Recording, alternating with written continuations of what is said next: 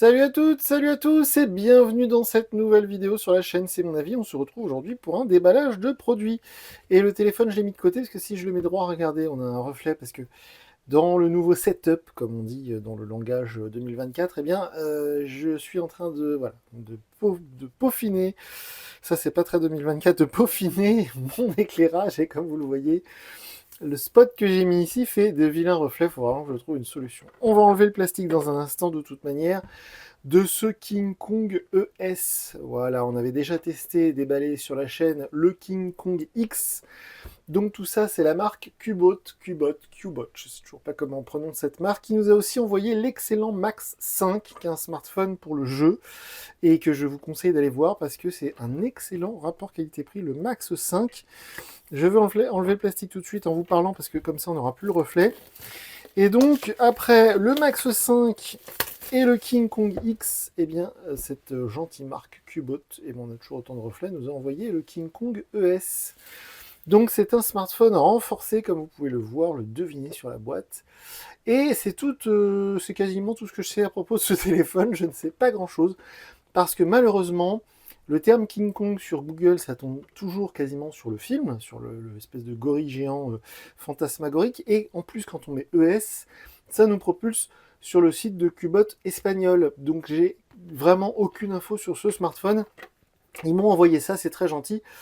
Mais j'ai très peu d'infos. Donc on a un écran 6,5 pouces HD donc en LCD.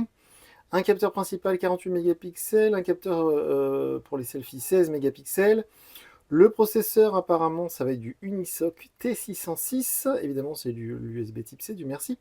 Une batterie de 5000 mAh, 6 Go de RAM, 128 Go de stockage. Alors, je ne sais pas si c'est Android 13 ou Android 14. Le coloris, ce serait black et orange, donc noir et orange. On va tout de suite ouvrir la boîte, hein, comme ça au moins on n'aura plus ce vilain reflet. Il faut vraiment que je trouve une astuce. Alors, voyons voir. La boîte, on va la mettre ici. Donc la petite mousse, on va la mettre de côté, c'est pas très intéressant. Le téléphone a l'air plutôt sympa. Je pense que c'est de l'entrée de gamme, hein. Par contre, on n'est pas du tout sur un modèle à 500 euros comme on a pu l'être par le passé.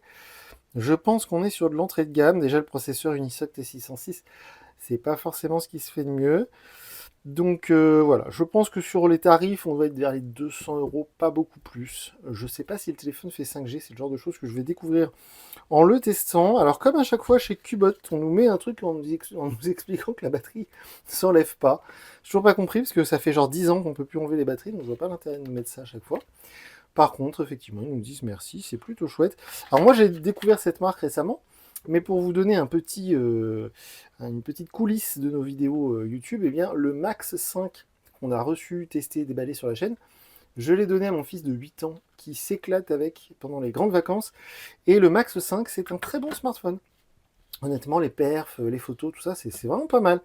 Donc, agréablement surpris par cette marque Cubot.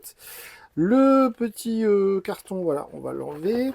En dessous, on a l'adaptateur secteur, un outil pour la carte SIM, un câble USB-A vers USB-C, et puis l'adaptateur secteur USB-A, qui donc fait 10 watts. Alors ça, c'est le genre de choses que je vais tester, parce que s'il fait 10 watts, la charge va être assez lente, mais on n'est pas à l'abri d'une bonne surprise. Et dans la petite pochette ici, je pense qu'on va avoir, oui voilà, un protecteur d'écran supplémentaire, donc le guide de démarrage rapide, ok. Un truc qui nous explique que le téléphone répond aux normes européennes, donc ça c'est plutôt cool, hein. Tous les petits logos ici, ça signifie que c'est adapté à l'Europe, qui ne va pas prendre feu en chargeant par exemple. Il est aussi conforme pour le Royaume-Uni, ce qui ne nous intéresse pas aujourd'hui. Et donc la protection d'écran, parce que comme vous le voyez, il y en a déjà une qui est pré-appliquée. Vous voyez, et là, ils nous en ont mis une deuxième. Voilà, il y a un verre trempé qui est fourni gratuitement. Ils font souvent ça. Donc, justement, un petit récap des specs, des spécifications techniques qu'on a déjà vues sur la boîte. Donc, on va enlever ça. Voilà, donc là, on voit tout de suite, effectivement, le protecteur d'écran. On le voit hein, directement. Hein. Je ne sais pas si vous allez voir. Voilà. On le devine très, très, très clairement. Donc il est pré-appliqué, donc ça va faire plaisir à beaucoup d'entre vous, surtout que sur ce genre de modèle, il n'y aura pas de traitement Gorilla Glass et ce genre de choses, mais pour une fois, il me résiste. D'habitude, j'arrive à l'enlever, voilà, du premier coup, protecteur d'écran, voilà. Au niveau du téléphone en lui-même, on va enlever cette vilaine étiquette, qui, je le rappelle, n'est absolument pas obligatoire pour du SAV. Arrêtez de laisser les étiquettes collées derrière vos téléphones. c'est moche et ça sert à rien.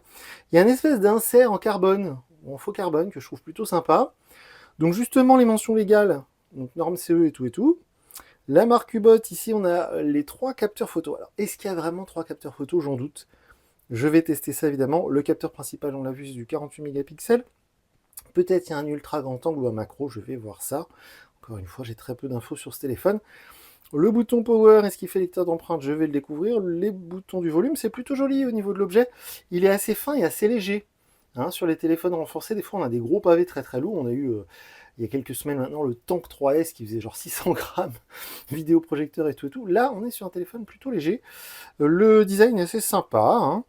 Donc, comme d'habitude, je le rappelle, c'est des smartphones renforcés qui sont conçus pour, bien évidemment, aller dans l'eau, tomber par terre, etc. Hein, vous le voyez, la coque est intégrée au téléphone.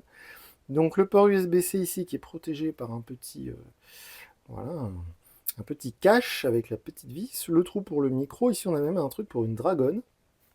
Donc, de l'autre côté, le bouton, alors ça, c'est un grand classique sur les téléphones renforcés, c'est le bouton personnalisable. On peut choisir l'action qui est produite quand on appuie dessus. Et ici, le tiroir SIM qui est également protégé par un petit cache en plastique et qu'on va sortir avec l'outil qu'on a vu dans la boîte. Et puis sinon, on a fait à peu près le tour. Donc on va l'allumer, on va découvrir... Alors vous le savez si vous regardez souvent nos vidéos, mais on va découvrir une version d'Android qui est généralement assez basique parce qu'en fait, les fabricants du type Qbot ou même les concurrents, hein, on a vu plein d'autres marques comme Doogee, des choses comme ça, quand ils, comment dire, téléchargent, je ne sais pas si on peut dire ça, mais quand ils se fournissent Android auprès de Google, je rappelle que Google fournit gratuitement Android à quiconque veut fabriquer un smartphone ou une tablette, bien c'est une version de base, donc qui est généralement sans personnalisation, donc il n'y a pas réellement d'interface rajoutée par le fabricant, mais c'est plutôt une bonne chose, parce que sur des téléphones entrée de gamme, quand on a des interfaces mal optimisées qui ralentissent le téléphone, c'est pas forcément toujours une bonne idée. Donc là, au moins, chez ces fabricants un peu, on va dire, un peu niche, hein, parce que c'est des produits spéciaux, hein, les téléphones renforcés, ça ne concerne pas forcément tout le monde. Eh bien, moi, c'est quelque chose que j'apprécie, c'est que généralement, on a une version d'Android pur jus, sans rajout, sans application sponsorisée, hein, tout bêtement, il n'y a pas de trucs préinstallés, des jeux, des machins comme ça, donc ça, c'est plutôt cool. On voit que ça a été assez rapide, le démarrage. Donc je rappelle 6 Go de RAM, hein, franchement, c'est pas mal, 6 Go de RAM.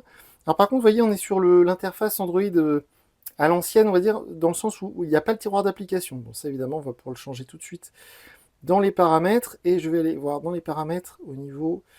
Alors, où est-ce que c'est? Alors, affichage, je pense qu'on n'a pas d'écran 100 Hz. Ah, on a un écran 90 Hz. Donc, vous voyez, ça, c'est une première info. Et au niveau de la version Android, à propos du téléphone, qu'est-ce qu'on va avoir comme info là-dedans? Android 14. Donc ça, c'est plutôt cool. Donc, je vais mettre ma carte SIM. Je vais installer mes applis préférées. Je vais mettre l'écran d'accueil sur le mode tiroir. Je vais faire toutes ces petites choses-là.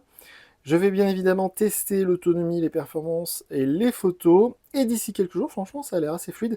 Et d'ici quelques jours, je viendrai en vidéo vous dire ce que j'ai pensé de ce King Kong ES, c'est son nom. Et j'espère pouvoir vous dire, quand on fera la vidéo de test, à quel tarif vous pourrez le trouver. Donc, merci à Cubo de nous avoir fourni ce smartphone. Si vous avez des commentaires, évidemment, ça se passe sous la vidéo. Les commentaires YouTube sont ouverts, donc faites-vous plaisir. On est présent sur les réseaux sociaux. Et moi, je vous dis à très bientôt pour une nouvelle vidéo sur la chaîne. Salut!